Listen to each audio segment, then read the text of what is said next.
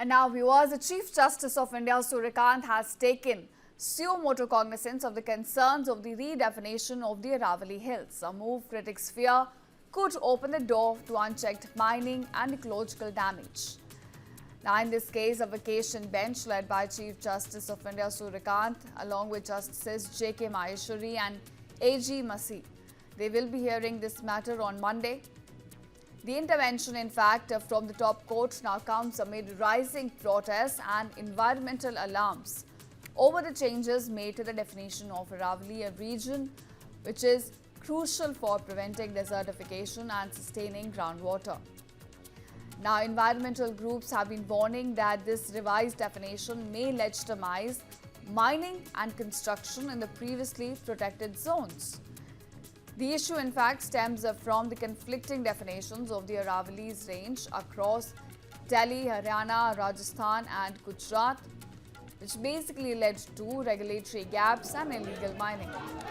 So earlier this year, a Supreme Court bench, which was led by then Chief Justice B.R. Gavai, it accepted a new operational definition which was proposed by the Environment Ministry.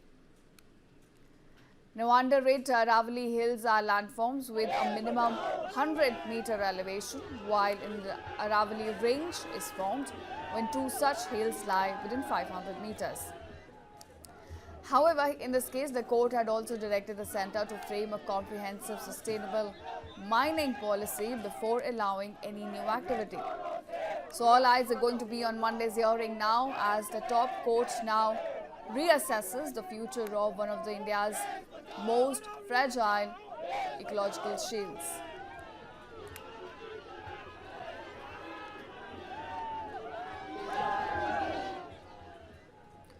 All right, so this is what we're looking at. Top court now taking a suo motu cognizance in the Aravalli case. Remember, it comes after a lot of backlash that happened over the revised definition of Aravallis. It, in fact, was accepted by the Supreme Court earlier. The Chief Justice, former Chief Justice B.R. Gavai's bench accepted it after the Environmental Ministry had proposed it. But a lot of environmentalists and activists have now been pointing out that the revised definition could lead to unregulated and unchecked mining in Aravallis, which is now what has prompted the top court to step in and take a suo motu cognizance of this issue. The matter will be heard on Monday, and we'll have to see how the top court now reassesses the future of Aravallis.